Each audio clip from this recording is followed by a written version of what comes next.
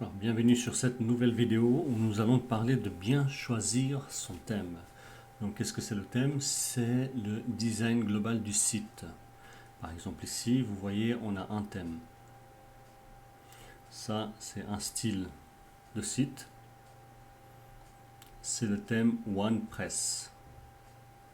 Vous voyez d'ailleurs, il est écrit ici OnePress. On a ici un autre style. Donc, un style aussi très joli, mais qui est différent. C'est le style, le thème Sprite. Thème Sprite. Nous avons encore un autre style qui n'est pas forcément ressemblant aux autres, mais c'est le même thème d'ailleurs. Ici, nous en avons encore un autre. Celui-ci, c'est mon préféré. C'est Listing Pro. C'est un très très beau site. Et comment est-ce qu'on choisit nos thèmes? Eh bien, il faut choisir les thèmes en rapport avec notre thématique. Si par exemple vous faites un thème portfolio, donc portfolio, vous allez sur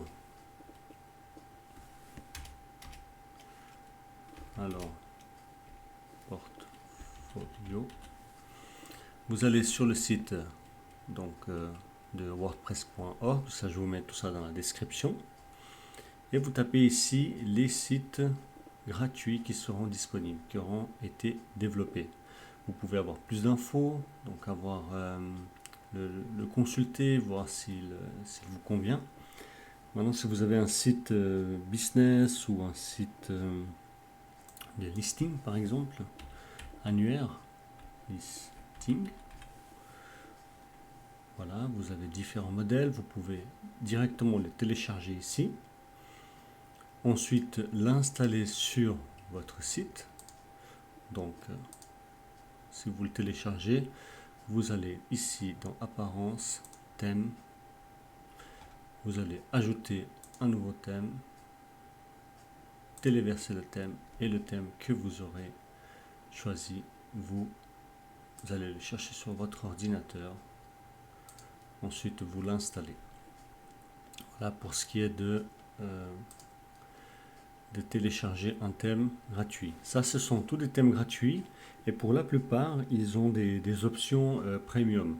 Donc, c'est déjà très élargi, donc les options.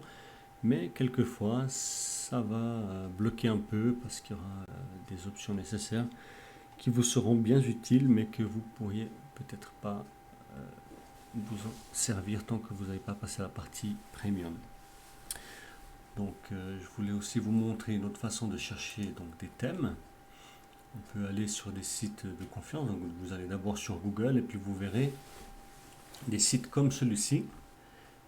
Et Envato Market qui propose des tas de thèmes très intéressants. Et ici, il y a le thème Listing. Listing Pro, c'est le thème de ce site-là.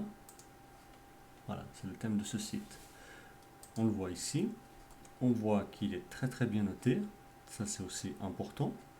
Vous devez regarder donc les notes. Vous avez aussi la possibilité d'aller sur Aperçu. Donc, si vous cliquez sur Aperçu, vous arrivez sur cette page et là, on voit qu'il y a plusieurs façons donc, de monter ce site. On a celle-ci, et celle-ci. Donc moi, dans ce site-là, construction, j'ai choisi ce thème-là, cette façon-là. Donc si on clique dessus, on va avoir un aperçu qui est ici. Non, voilà, il est là. Vous avez un aperçu de comment, à quoi va ressembler votre site. Donc très joli, très épuré. Hein. Voilà. Et ça, c'est pour les thèmes payants. Donc moi, j'ai ce thème-là. Et j'ai choisi cette option-là. Donc j'aimerais vous donner mes derniers petits conseils. Donc avant de bien choisir votre thème, vous devez bien, tout d'abord, comme on l'a dit, cherchez un thème qui est approprié à votre thématique. Si vous êtes en listing, dans le portfolio ou un thème business, donc faites d'abord des recherches dans ce sens. Ensuite, de bien regarder la démo. Donc il y a la possibilité de regarder la démo comme je viens de vous montrer quand c'est un site payant, mais dans la version gratuite de WordPress, vous allez dans Apparence, Thème, vous voyez les thèmes, vous faites votre recherche ici et vous avez la possibilité de prévisualiser en cliquant comme ça. Et cela vous donne un aperçu du site. Donc ça, vous regardez bien aussi. Donc on voit qu'il n'est pas super noté celui-ci dans l'exemple, mais voilà. Ensuite, vérifiez qu'il est bien responsive. Donc c'est-à-dire que il va s'adapter à tous les écrans. Oups, mince, je voulais pas installer, mais c'est pas grave. Je voulais le prévisualiser. Donc, regardez ici s'il s'adapte ou pas. Vous faites un test comme ça. Vous regardez les pages. Vous faites un petit test tout simple pour voir s'il est responsive.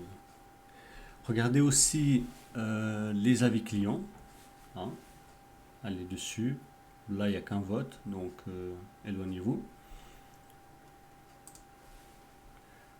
Alors, donc pour ça, c'est bon.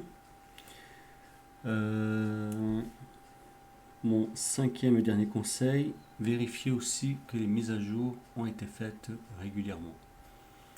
Si votre site a une mise à jour qui date de plus de 6 mois, laissez tomber, il risque d'avoir des problèmes lorsque WordPress aura des mises à jour, il y aura des problèmes. Donc votre site risque de rencontrer des problèmes, donc évitez à tout prix. Voilà, ce sera tout pour cette vidéo.